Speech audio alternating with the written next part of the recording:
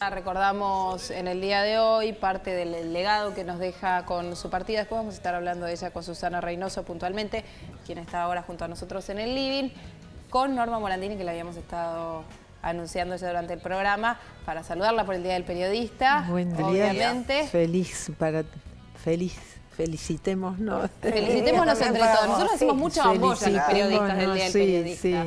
Sí, porque yo la verdad que mi profesión es ser periodista, yo tengo pasión por el periodismo, tengo agradecimiento, porque todo lo que he aprendido en la vida se lo debo al periodismo. Yo era una persona de una timidez enorme. Mirá. Y el periodismo me permitió mirar sin sentirme curiosa, me permitió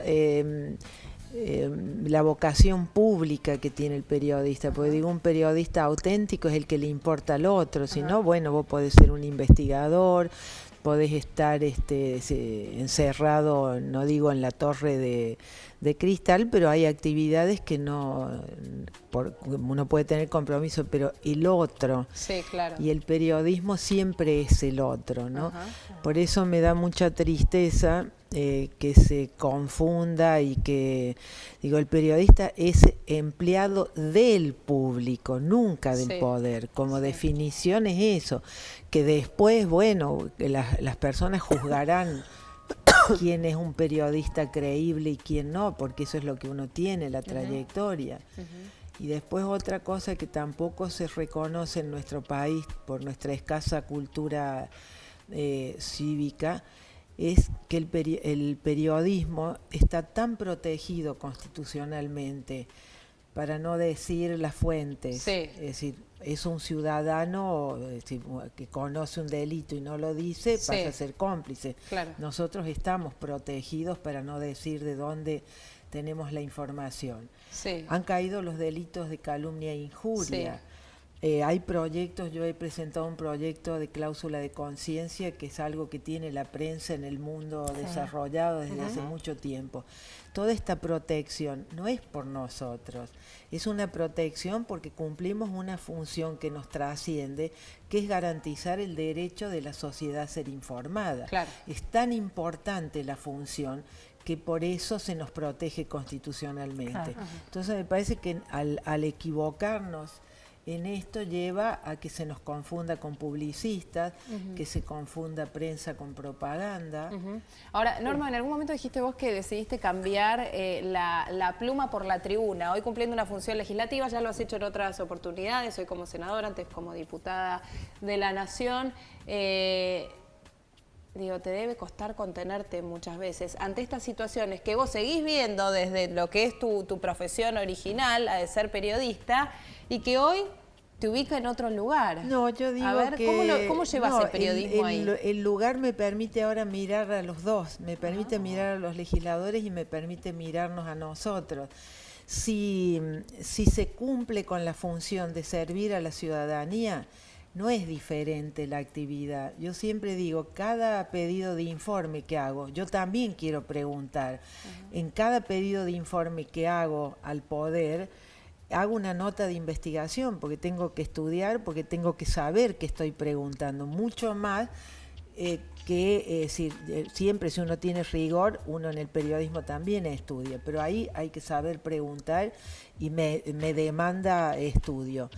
Y cada pronunciamiento en el recinto es una nota de opinión, de modo que no es diferente, siempre y cuando uno sirva a la ciudadanía. Yo vengo de una parte de la sociedad que son los independientes. No tengo cultura partidaria, no me sé mover no entiendo lo partidario, no entiendo la obediencia de vida, el deber a obedecer en estructuras que sirven a la democracia. Muchas veces yo me doy cuenta, sobre todo cuando era diputada, ahora ya lo tengo como incorporado, pero es como que te mira la llamada corporación política. Es como que yo siento que me mira como ingenua. Y digo, bueno, pero yo soy hija del 2001. Claro. Es decir, no alcanza que lleguen caras nuevas si no se modifica las reglas de juego. Claro. Entonces, es decir, yo pues digo, yo no he dejado de ser periodista. Esto es un mandato, es un periodo y después me volveré a escribir, que es lo que más me gusta. ¿Y cuándo fue que dijiste, doy el paso y voy a la tribuna? ¿Cuándo fue? ¿Qué fue? ¿Hubo algo que te dio el clic? Primero que el que de cada 3 candidatos, hombre, hay que poner una mujer, la ley de cupo, llevó a que los partidos, cuando vienen las elecciones, salen corriendo a buscar mujeres, y ahí porque somos menos, y a nosotras, que hemos trabajado en la televisión, aumenta la visibilidad, con este vicio que tiene la política de creer que si estás en la televisión existís, o que si te conocen por televisión, como si uno lo que tiene hecho en la trayectoria como periodista, uno se lo puede pasar a la política, y no, la que se tiene que prestigiar es la política. Claro. Y yo siempre había dicho que no, me ofrecieron muchas veces y siempre dije que no. Y en el 2001 volví a Córdoba, a mi tierra, de la que faltaba de hacía mucho tiempo, para escribir lo que yo creo que es mi libro más comprometido, ¿no? Y estuve 2 años y yo digo, lavé mi alma. Y para mí me hizo como un clic, como sentir que, digo, bueno, que ya estaba como, que quería ser útil, ¿no? Me había despojado de la carga del pasado, de ese dolor personal, colectivo. Yo tenía una obsesión. Yo me veo a mí misma como una persona pesada, siempre estaba con los temas de la tortura, de la muerte, de los desaparecidos. Yo volví al juicio de las juntas, no volví a Argentina, volví al pasado de Argentina. Estuve 6 meses escuchando a más de 600 testimonios que reconstruyeron lo que había pasado. Y ahí me provocó, y creo que a todos los que tocan esa parte de nuestro país, es más, te sirve más la filosofía que la política, ¿no? ¿Por qué un país anida ese odio? ¿Por qué en otros países no hubo campos de concentración? ¿Por qué los hermanos se matan entre sí?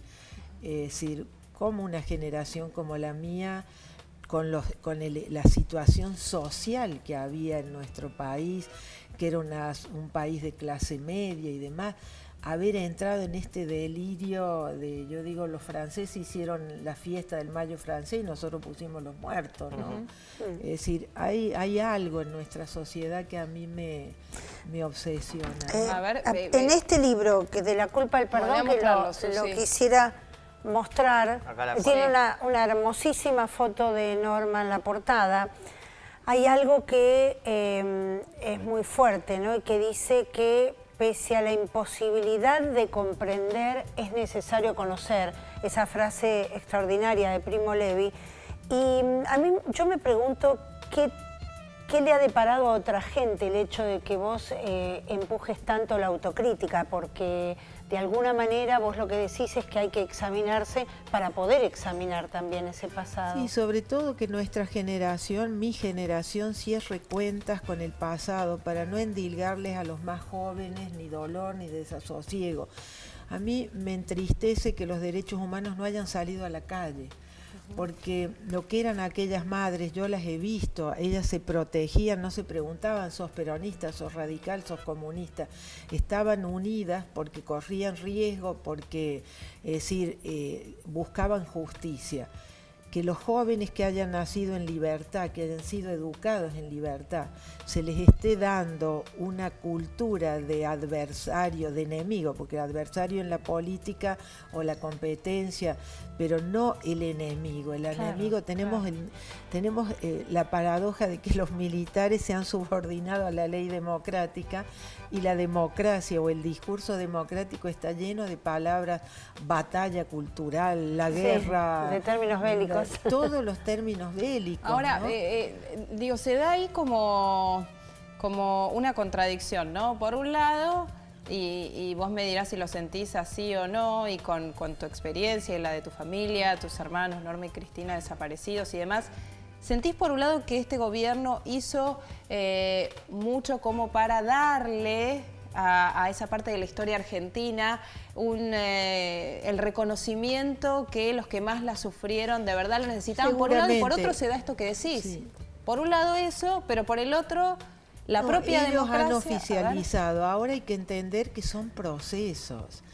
que cuando fue el juicio de las juntas, la sociedad argentina tenía miedo, que éramos poquitos los que hablábamos de esto, que a las madres, por un lado se hacía el juicio a la junta, pero se las escondía. Las madres no iban a la televisión, no iban al palco público. Es decir, ha sido todo un proceso. Yo digo, cuanto más nos alejamos del miedo, o sea, cuanto más nos acercamos a la libertad, se han ido incorporando procesos como el que este gobierno haya oficializado a las madres. Yo digo, algunas de ellas que iban a la plaza pasaron al palacio, otras se quedaron en la casa como mi madre porque ellas entendían que la causa de los derechos humanos no era partidaria. Y la misma idea de derechos humanos es universal. Esa es la riqueza. El que no le preguntara, sos peronista, sos radical, estaban unidas por la tragedia. Es decir, cuando más nos alejamos de ese tiempo de miedo, se ha ido partidarizando, que es un poco lo que ha hecho este gobierno. Yo no dudo, un día alguien me dijo, bueno, yo no dudo de que la presidenta descubrió humanamente el tema de tener conocer personas concretas que habían padecido con los hijos. Los que venimos de antes, esto que yo les decía, yo viví entre atormentados, viví entre gente que había sufrido.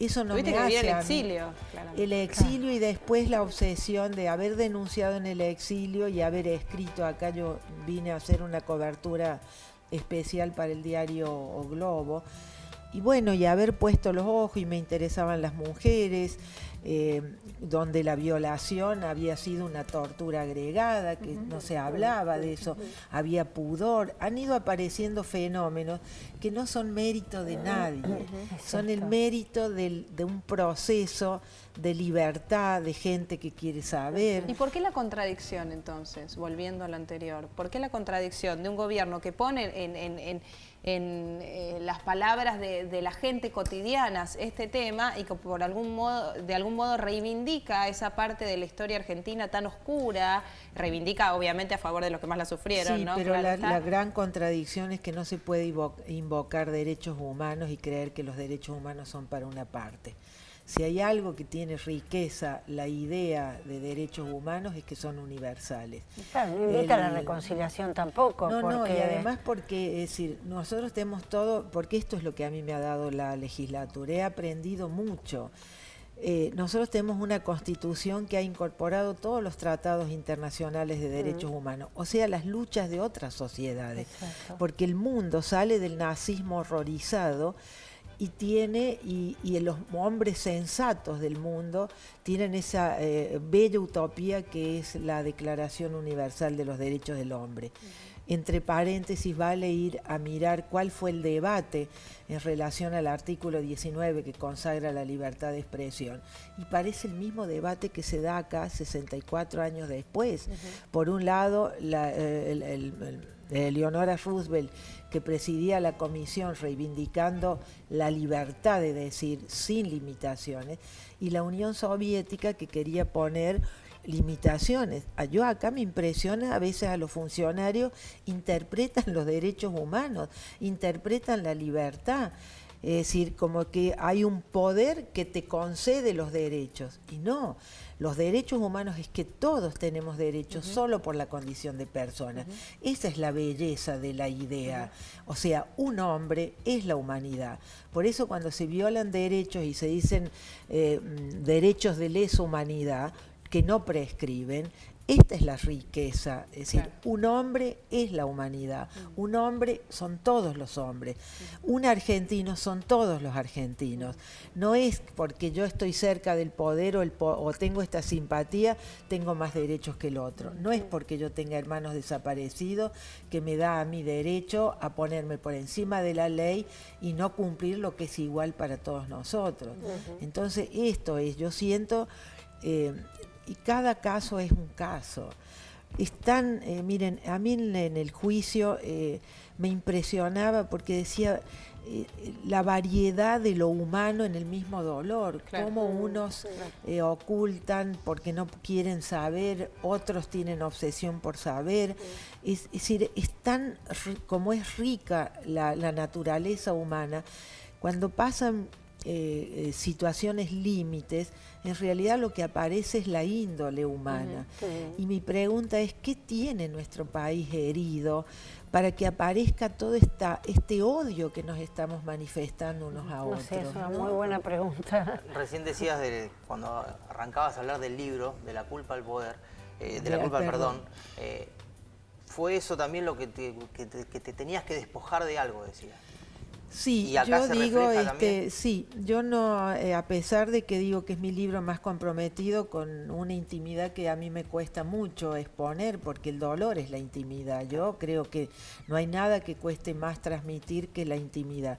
Yo no he puesto ahí cosas íntimas como el reconocimiento de la culpa por haber sobrevivido, sobre mis hermanos, la culpa de la militancia que de alguna manera abrió el camino, la culpa en la universidad. Yo era ayudante de cátedra en aquellos, decir, no es para hacer un mea culpa, pero digo, ir reconociendo responsabilidad.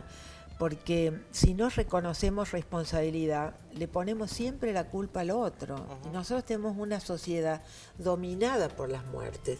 Se han ido incorporando madres del dolor. La plaza se va llenando. Antes se pedía justicia, ahora se pide castigo. Hay una diferencia enorme entre la justicia castiga lo que no se puede perdonar, que es el crimen. Por eso se castiga. Uno perdona, yo digo, ¿qué he perdonado yo? Las ofensas, los trabajos que perdí, los que cruzaban la calle porque no querían hablar conmigo. Tener desaparecidos era delito, no era una tragedia personal. Hoy que hablemos, que se haya convertido en eso, hay que entender que eso nos lo dio el proceso de libertad, que tengamos ya tantos años de democracia. Por eso nadie se puede apropiar de lo que es de todos. Hay un poema precioso de Borges que dice: somos la justificación de nuestros muertos. Yo soy la justificación de los muertos de mi generación. He encontrado ese camino que a mí me sirve, lo que no quiere decir que yo... ¿La democracia lo es? ¿No? Estoy segura que la democracia lo es. Ahora, porque cuando hay libertad uno puede pedir por el pan, puede denunciar opresión, puede decir, si no hay libertad no hay democracia. Y lo que mata el autoritarismo es la política. Y la política siempre es la expresión del pluralismo. La unanimidad es antidemocrática por definición. Entonces me parece que tenemos que ponerle corazón a nuestra democracia, que tiene una estructura legal muy avanzada. Nosotros tenemos una constitución y una ley muy avanzada, no la cumplimos. ¿Y cómo salimos de ese odio que marcabas vos recién y que destacás como algo saliente que se ha visto, por ejemplo, en los últimos cacerolazos? El enfrentamiento ya ha pasado, la situación de discrepancia de puntos de vista. A periodistas, a mí misma me agredieron. Sí. Yo sí miro, desde el mismo momento que me senté en la Cámara de Diputados, yo vengo, desarmemos las palabras agresivas. Claro. No es, las palabras están cargadas de sentimiento. Entonces, si primero me descalificás, como pasó, esto de que yo siempre digo, a mí no me perturba que la gente apoye al gobierno, no me perturba que me tengas que descalificar como persona para fortalecer tu argumento. Lo segundo que me perturba del enojo. Yo les digo a alguna gente, le digo, ¿por qué estás enojado? Convénceme. Te juro que de corazón a veces digo, no estaré equivocada. Pero cuando les veo, cuando les veo el enojo, cuando me descalifican personalmente, cuando se meten en cosas íntimas, como puede ser lo de mis hermanos, entonces digo, pará, esto es otra cosa. Yo exijo ser respetada. Yo me cuido. No, mira, no tengo nada contra la presidenta, nada personal. Me cuido de no hacer cosas personales, de no personalizar, pero tengo mucho contra lo que yo creo que ella encarna y su proyecto, que es un proyecto de poder, que es un proyecto personalista, que para mí cancela mucho la democracia, porque es una concepción de poder. Ellos creen que hay que tener poder para conceder derechos. Yo creo, porque soy democrática, que es decir, los derechos es la obligación que tienen los gobernantes, hay que garantizarlos, no asistir con dádivas. Que la emergencia llevó a que se asistiera, muy bien, pero 10 años después, que tengamos en Córdoba 2 Río Cuarto de niños pobres, que la mitad de nuestros niños en Córdoba sean pobres, entonces ¿de qué estamos hablando? No se puede hacer política con la pobreza. A mí eso te juro que es lo que, así como soy serena, esto no me violenta que se use la pobreza para hacer política, ¿no? Norma, en un momento en el que no es fácil hacer periodismo, obviamente, tampoco debe ser fácil hacer política para aquellos que se oponen al proyecto oficial, en el que se insiste en esta necesidad de los periodistas de que habiliten la pregunta a quienes tienen que dar respuestas. ¿Qué autocrítica debemos hacer los periodistas? Mira, le decía a Susana, frente a este chico que estuvo preso injustamente, yo creo que los medios ahora, por suerte, gracias a este debate, están incorporando a los mejores. Los medios en democracia vende la democracia, no la obsecuencia. Yo cuando entré a trabajar a la prensa española me hicieron firmar un compromiso con la democracia. Fíjate, los noticieros han tercerizado la información para no pagar a los periodistas buenos. La información te la da la policía y hoy nos damos cuenta que la policía hace propaganda de lo que hace. Claro. Entonces, eso de haber sacado la mediación, la política, la primer pregunta que yo le hice a Alberto Fernández cuando vino como jefe de gabinete, era por qué reivindicaba la comunicación directa. El que ellos reivindicaran desde el inicio, estaba Kirchner, comunicación directa, era sacarnos del medio. Claro. Sacás al medio del periodismo, por eso los medios, y sacás del medio a la política. Por eso ha quedado un debate del gobierno con Clarín y con los medios. El resto nos han sacado, ¿no? Entonces me parece que tenemos que recuperar credibilidad, la ciudadanía tiene que saber que el periodismo cumplió roles fundamentales en la democracia. Lo del el juicio de las juntas, que fueron obligados a cubrirlo porque la gente compraba los diarios. Lo de Cabezas, lo de los chicos de Costegui, eso fue un fotógrafo que sacó una foto y demostró que lo que la policía decía no era cierto. Lo de María Soledad Morales, que gracias a que estaban las cámaras ahí se pudo descubrir aquella cosa que decía Clur, donde está la cámara desaparece, no me acuerdo cómo era la frase, pero donde está la luz pública, que es la que pone la cámara, la luz pública que tiene que poner el periodismo, desaparece o tiene que desaparecer lo que es oscuro. Y lo que tiene la democracia tiene que tener transparencia y participación. En democracia no puede haber secretos.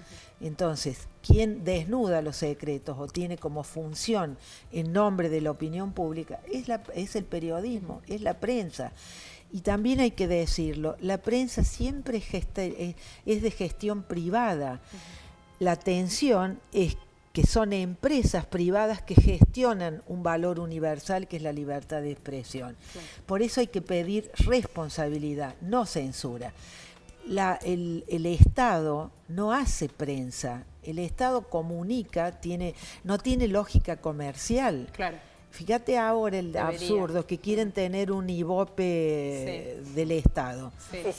Yo digo, ¿para qué va a medir el Estado audiencia? Si la audiencia se mide para los anunciantes. Claro. Entonces están queriendo tener la lógica comercial que no, el Estado no pueden ser los medios públicos del gobierno, son de los argentinos. Norma, gracias. Norma. Gracias a ustedes. Gracias y mucha suerte con el libro. Feliz día, sí, gracias. Feliz día del periodismo. Gracias por haber venido en la mañana.